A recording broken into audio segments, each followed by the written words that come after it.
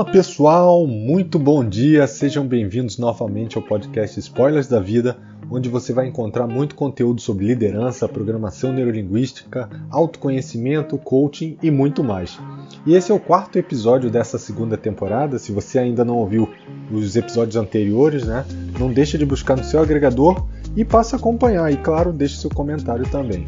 E nesse episódio eu vou falar um pouco mais sobre foco e como descobrir a sua motivação e vencer de uma vez por todas essa guerra contra as distrações que são cada vez maiores na nossa vida, E hoje em dia as pessoas acabam tendo que fazer escolhas de como vão usar o seu tempo.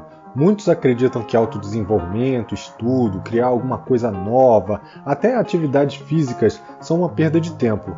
E eu mesmo já ouvi: o que você está fazendo? O que você está ganhando fazendo esse podcast? Podia estar vendo um filme, uma série, podia estar fazendo alguma outra coisa.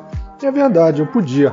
Mas no meu caso, isso está relacionado a muitas questões que me facilitam tomar essa decisão. Está relacionado aos meus valores, aos meus valores de crescimento, de desenvolvimento, de acolhimento, de ajuda mútua e, claro, também está relacionado ao meu propósito, de ajudar pessoas a serem melhores a cada dia.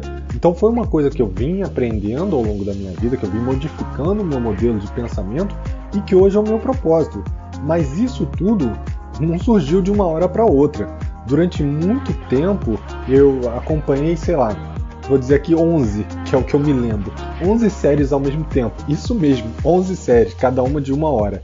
E era praticamente todo o tempo livre dedicado a assistir um episódio.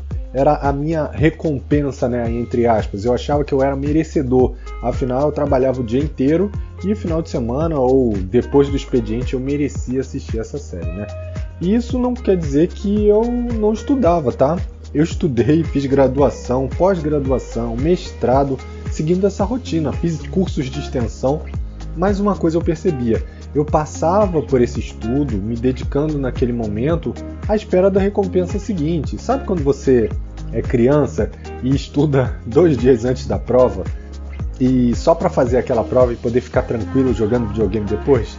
Então, era isso. Os meus motivadores naquela época eram a recompensa. E até o reconhecimento, vou dizer até que eu chegava a ter o reconhecimento também, muitas vezes financeiro ou até um reconhecimento verbal, O meu foco era limitado a esse tempo, o tempo de aplicação do que eu tinha aprendido. E depois de um tempo, não só de tempo, mas depois de um tempo de muitos cursos, treinamentos, formações, muitos livros, coaching, mentoria, eu passei a entender que a recompensa imediata ela funciona mais ou menos que nem uma droga, Ela traz uma sensação boa naquele momento, liberando serotonina, que é o neurohormônio que está associado à sensação de prazer, mas logo em seguida essa sensação passa rapidamente e dá uma sensação de vazio. E cada vez que você passa por esse ciclo, você sente que precisa aumentar e ocupar mais o seu tempo. Tem gente que eu sei que às vezes pega qualquer minuto, até as idas ao banheiro para navegar no Twitter, olhar Instagram, Facebook, TikTok, ou até assistir um pedaço de uma série. Tem gente que eu sei que depois do almoço vai para o banheiro para poder separar um tempo para assistir uma série. E quando você faz isso, e quando a serotonina baixa, aí vem o mau humor, vem a falta de entusiasmo, falta de apetite sexual, aumento do apetite normal, vontade de comer coisas doces a toda hora, distúrbios de concentração e falta de paciência. E sim, isso é uma questão neurológica, principalmente associada a um hábito que fica registrado no seu sistema límbico, lá naquele sistema que é responsável pelas suas emoções, num lugar chamado gânglio basal. Mas eu não vou entrar aqui na parte técnica não, é mais para vocês saberem que sim, isso é científico. Mas então o que você pode fazer para se livrar desses hábitos prejudiciais e passar a ter foco no que vai ser um benefício para a sua vida? Bom, eu vou separar aqui em 2 partes, tá? Que eu acho que vai ficar mais claro para explicar. A primeira é que você está buscando uma recompensa, e talvez não tenha nada de errado nisso, tá bom? Às vezes a recompensa é o que te motiva. E motivação, como eu falei já no episódio anterior, se não me engano, no 2º episódio dessa temporada, motivação é a energia que te leva à ação, ou seja, é aquilo que te leva a agir. Mas existem diversas formas de se motivar. eu entendo que são os 4 R's da motivação, tá? Um você já conhece, que é a recompensa, ou seja, é aquilo que você vai receber em troca. O segundo R é o R de resultado, ou seja, aquilo que será gerado através da sua ação. Se você, por exemplo, doa dinheiro para uma instituição de caridade, o resultado da sua ação é o que importa para você, e não a ação em si. Ou seja, o resultado da sua ação é que aquelas crianças estejam bem, ou se for uma instituição para tratamento do câncer, que melhore a possibilidade de tratar, enfim, os estudos. O que te importa é o resultado final. Por outro lado, a gente também tem o reconhecimento, ou seja, o fato de sua ação ser percebida e relevante. Você faz, por exemplo, um projeto bem feito e você faz isso porque você gosta do agradecimento no final, você gosta de ser reconhecido pela excelência, pela pontualidade, você gosta de ser visto como uma referência. E por último, e não menos importante, a gente tem o R da realização, que é o meu R. Lembra que eu falei do meu porquê desse podcast? Então, é para me sentir realizado, me sentir bem, sentir que eu tenho propósito. E ao contrário dos outros 3 R's, que eles são extrínsecos, ou seja, eles vêm de fora, esse é intrínseco, ou seja, ele depende apenas de mim, do significado que eu dou para a ação que eu estou realizando. Então, nesse caso, do significado que eu dou para a criação desse podcast. É uma coisa que depende de mim. Isso me facilita trabalhar a automotivação. Então, o primeiro passo para você começar a trabalhar essa questão da mudança de hábito, de se motivar e manter seu foco tirando as distrações do meio de campo, é você entender o que te motiva, o R que te motiva. Isso vai ser muito importante para a próxima parte, que você já vai entender o porquê. E você lembra, nessa segunda parte que eu vou falar agora, eu vou entrar na questão do hábito. Você lembra como é que é formado o hábito? Eu já falei isso em alguns episódios anteriores. Se você não lembra, não tem problema não. Eu vou trazer aqui de volta e vou relembrar. Ele é formado por 3 partes do ciclo, né? Isso segundo o livro do Charles Duhigg, O Poder do Hábito. A primeira parte é o gatilho, que é o que te lembra daquele hábito. Por exemplo, ao chegar em casa e tirar os sapatos, você está chegando do trabalho, né? Tira o sapato, o seu cérebro já liga a televisão e já bota no Netflix. É uma coisa automática, você nem se dá conta de que isso foi no piloto automático. A segunda parte é a rotina, ou seja, ligar a televisão, colocar no Netflix e assistir a série. E a terceira parte é a recompensa, que nesse caso que a gente falou aqui é a sensação de prazer gerada por conta da liberação de serotonina no seu organismo. E acho que até aqui o grande mistério do porquê que as pessoas não conseguem se manter focadas e mudar os seus hábitos é exatamente isso. Imagina você chegar para uma criança e perguntar: você gostaria de trocar esse seu sorvete de creme com calda de morango por um prato de brócolis com cenoura? Obviamente essa criança vai olhar para você e vai falar: não, claro que não. E eu não conheço nenhuma criança que aceitaria, tá? Pode ser até que exista. Mas aí você vai tentar uma alternativa diferente, né? Você vai usar a plausibilidade, a racionalidade, né? Mas olha só, brócolis e cenoura é muito mais saudável do que sorvete. Putz, agora sim se convenceu, hein? Só que não. O nosso cérebro trabalha da mesma maneira. Quando você fala que quer estudar ao invés de ver o Netflix, ou que quer ir à academia ao invés de ficar alguns minutos na cama, você está querendo trocar algo que ele reconhecidamente sabe que dá prazer por algo que ele só entende que gasta energia. E lembra, o propósito zero lá, o marco zero do nosso cérebro é evitar gastos desnecessariamente. Então, até por isso que ele cria os hábitos. Agora, a gente volta naquela questão dos 4 R's da motivação. Apesar de parecer que apenas um dos R's nos motiva, a verdade é que todos eles nos motivam com uma determinada prioridade, né, com um determinado peso. E a gente, em diversos momentos da nossa vida, troca essa prioridade. O mais comum é que quando nós somos mais jovens, a nossa motivação seja mais voltada para a recompensa, ou seja, uma recompensa financeira, um tempo no videogame, um presente, uma viagem.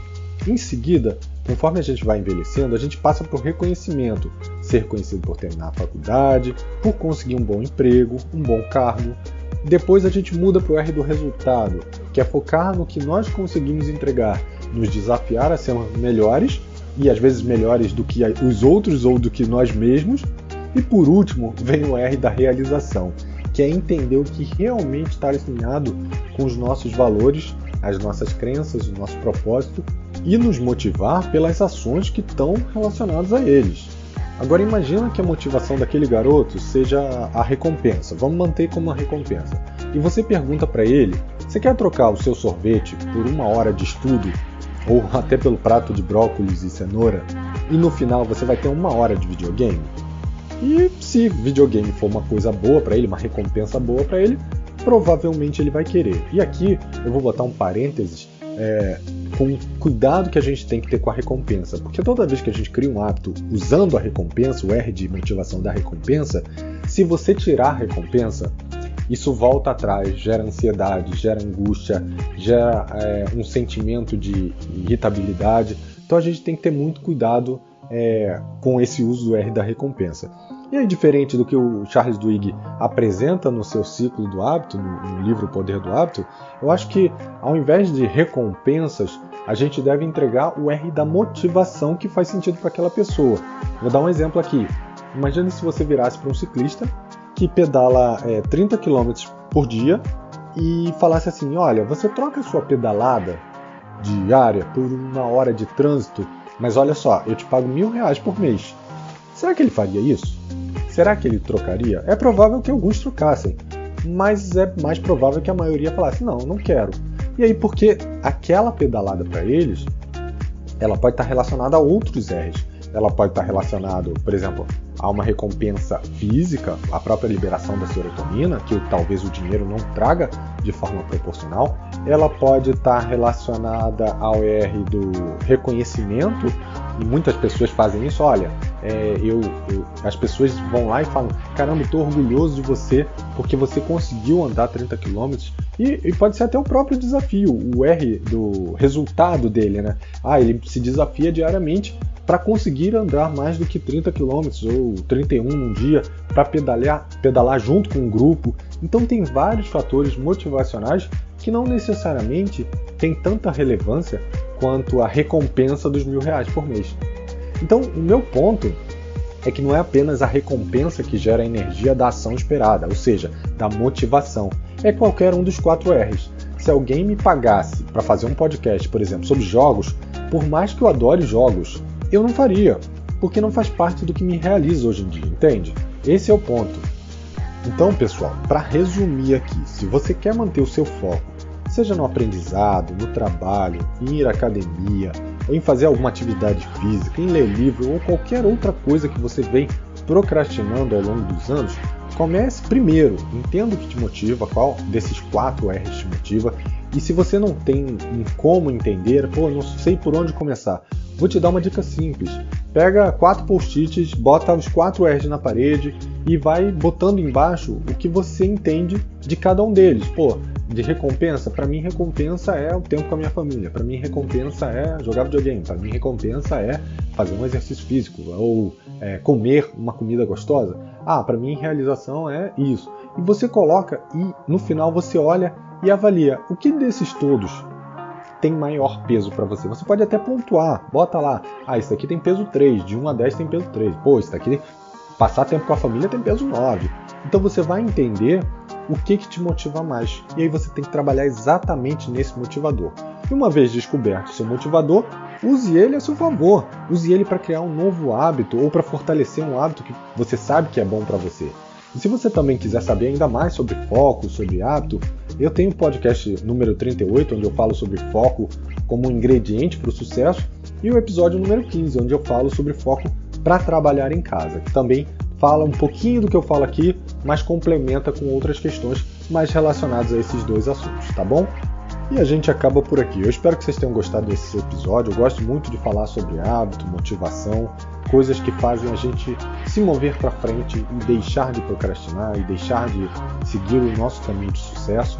Então esses temas provavelmente vão voltar a aparecer ao longo aí dos próximos anos do podcast. Eu sempre vou trazer temas que ajudem a gente a ser pessoas melhores a cada dia, que esse é o meu propósito, tá bom? Se você gostou, não esquece de compartilhar e deixa seu comentário, curta. Se tiver um tema que você acha importante, manda para bruno@brunobr.com.br. Um abraço e até segunda que vem. Tchau, tchau.